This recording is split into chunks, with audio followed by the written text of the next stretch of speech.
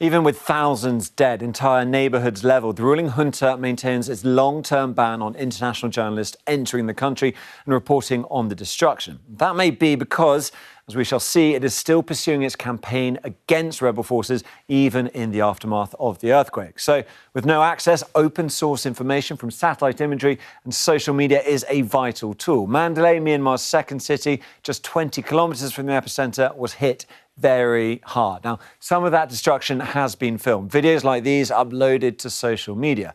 Then we can do the work of verifying it, making sure we're accurate. This was a monastery, the largest in Mandalay, this tower here, before the earthquake. And this was after. You can see the broken tower. And even as onlookers are filming the destruction, they capture new ruins. Pay attention to this building.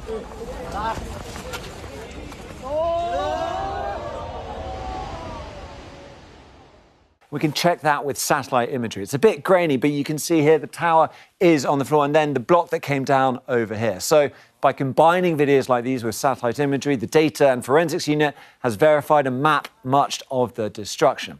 Now, in some places, we don't have as many videos, but data gathered from the EU's Copernicus rapid mapping program uses satellite images to map destruction like this.